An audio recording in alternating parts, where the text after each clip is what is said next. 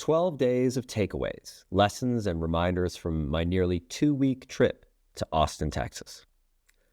This is not the first time I've written the issue of the newsletter I'm recording right now from a ski lodge. I'll explain what I mean by that in just a moment.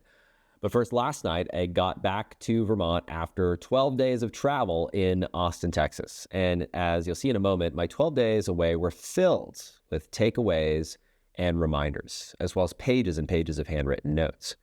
And after 5 back-to-back events, a dozen different private dinners, 6 different presentations from stage, not to mention nearly 50 hours of sessions participated in, I thought I'd share my biggest lesson from each day, because I think you might find at least one of these helpful. So without further delay, 12 days, 12 takeaways, let's dive right in. Beginning with, the last mile is the one that matters most, day 1 of 12. I kicked off my trip to Austin, Texas with an interview with my buddy Hal Elrod, whose newest book, Miracle Morning After 50, releases this week. So go out and make sure you grab your copy here today. Hal invited me to be on his podcast to talk about my upcoming book, Return to Real, and the core thesis behind it, which really impacted his thinking when I shared in a mastermind we are both part of.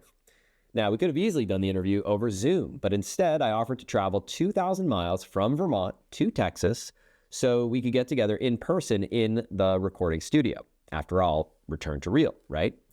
Now, the irony of making all this effort to meet in person was that my Uber from the hotel to the recording studio was a person-less Waymo vehicle. Have you been in one of these before? There's literally no driver. It is surreal. Now, making the big, long trek from Vermont to Texas was a reminder that in life, the last mile is the one that matters most. Like when you're speaking, for example. A solid talk is not enough.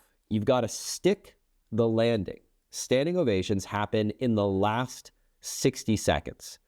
Or when you're writing. Most writing is fine. The last mile is all about obsessing over each word. People don't remember books. They remember sentences.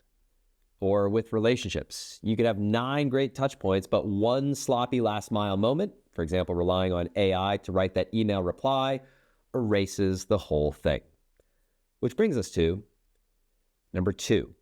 You may be the average of your group, but a committed group will raise the average together.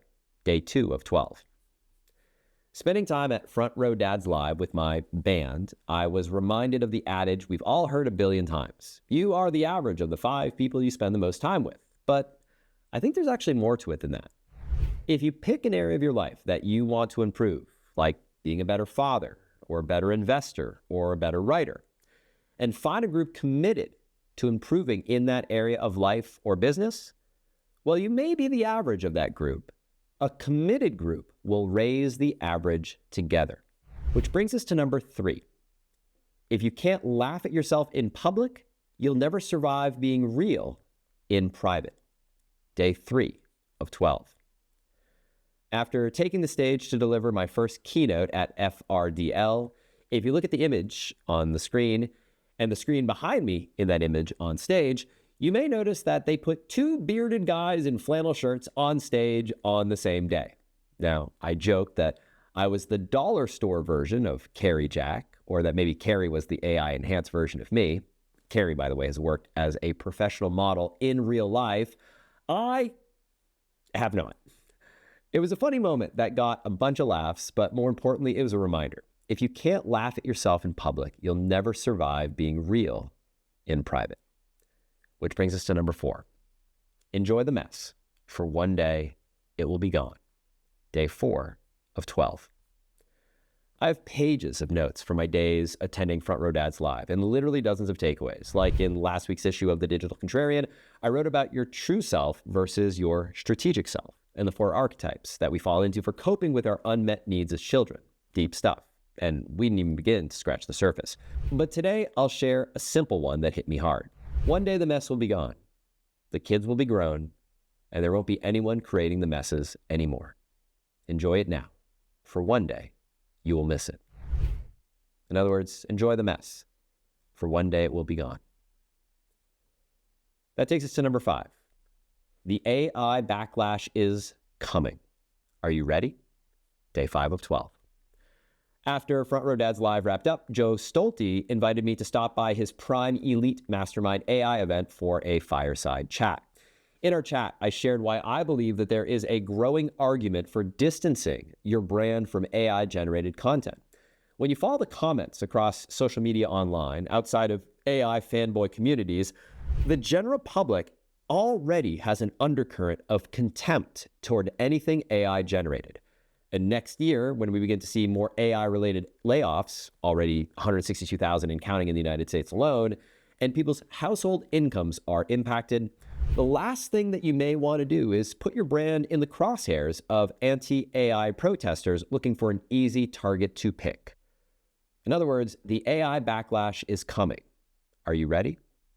By the way, speaking of next year, stay tuned for my 2026 predictions. I'm planning on hosting a town hall early next year after the holiday season. I'll be sending an email to register as we get closer. If you're not already subscribed to my email list, you can go to thedigitalcontrarian.com and get subscribed. In the meantime, keep your eyes peeled. Which takes us to number 6. Hosting a dinner for friends will offer a better ROI than spending the same amount of cash on Facebook ads. Day 6 of 12. The evening of day 6, I hosted a private dinner for a group of entrepreneurs and founders, including both old friends and several new acquaintances alike. Huge thank you to Brad Weimert, by the way, for lending his team to help organize and for making his lake house available to host this. It was a reminder that spending a little money to host a dinner like that builds real relationships. It offers a better ROI than spending that same cash on Facebook ads, or probably any form of online advertising for that matter. So a question to reflect on is this. What's your annual marketing budget? And what percentage of that budget do you invest in hosting meals and gatherings like this? This brings us to number 7. Heart, humor, humanity, and hilarity? Day 7 of 12. I was invited by Justin Donald and Ryan Casey to deliver a keynote session at their annual Lifestyle Investor Summit. And after Justin introduced me with what was one of the kindest, most thoughtful introductions, I promptly proceeded to roast him on stage to raucous laughter and applause. All in good fun, of course. After seeing Philip McKernan use humor so effortlessly throughout each of his sessions at FRDL and how effective that use of humor was in delivering his message, it inspired me to want to use more humor in the presentations that I deliver as well.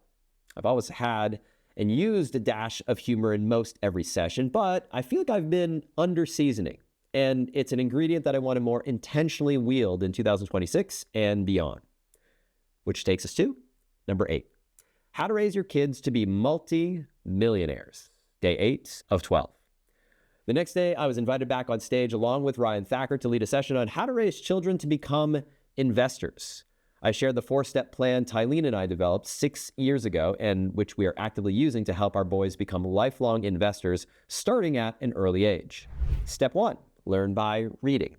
We started by reading aloud as a family books like Rich Dad, Poor Dad when the boys were 5 and 7 years old. Step 2, learn by playing. We then started playing board games like Rich Dad, Poor Dad's Cash Flow for Kids, and then eventually Cash Flow for Adults to learn the fundamentals of investing. Step 3, learn by doing. We then help the boys each make their first real estate investment, which currently generates about $167 in passive income per month each. It was their first of many investments that we've made since. Step 4, learn by forming habits. The boys are allowed to spend 25% of their passive income and are required to reinvest the remaining 75%. This has led them to each design their own diversified stock and crypto portfolios, which they add to each and every single month. And this is just the beginning. Look, we've all seen the power of compound interest, but have you seen the growth of Warren Buffett's wealth? Check it out. The power of compound interest is profound. This is true with money. It's also true with relationships. Most people don't have the patience to stick with anything long enough to get meaningful results, whether that's investing money to build wealth or writing a weekly email by hand to build a relationship with your audience. Most people start at the equivalent of Buffett at 14, and they give up at the equivalent of Buffett at 15. And then when someone who sticks with it actually achieves something meaningful, seemingly overnight, they wonder, what's the secret? And if you think you're too late to get started, remember the best time to get started was 20 years ago, but the second best time is today. By the way, if you'd like to join our priority notification list to work with my agency to craft your weekly source of truth email newsletter and build your strategic content ecosystem in time for our upcoming new client cohort, you can fill out your application using the link included with this episode. Which brings us to number 9. This year, what's strengthened you? What's surprised you? Where do you need to evolve? Day 9 of 12. Speaking of investing, on day 9, I attended my Tiger 21 investment group meeting. And while what we discuss inside these meetings is confidential, I'll share with you a macroeconomic infographic, which is available publicly, that we examined together as part of a discussion on where things are headed in 2026. In addition to this discussion, in our meeting, looking back at this past year, we each explored and shared our answers to the following 3 questions. Number 1, what has strengthened you this year? Number 2, what surprised you? And number 3, where do you need to evolve? As we approach the last few days of the year, I think these are 3 questions worth reflecting on for all of us today. So what are your answers to these 3 questions? This brings us to number 10. $100 million business lessons learned. No deal goes in a straight line. Day 10 of 12. While catching up with my friend and fellow entrepreneur Brian Moran, founder of Samcart, over breakfast, we reflected on something I had written in my notes from my Tiger 21 meeting the day before. No deal goes in a straight line. By virtually any measure, Brian has built one of the most successful software companies in his industry. He's raised over $100 million in funding, he's generated tens of thousands of customers, and yet his story of success has been filled with harrowing near misses and perilously close calls. In fact, Brian took me through the roller coaster ride that he's been on since we last caught up in person, and it's a story that is not for the faint of heart.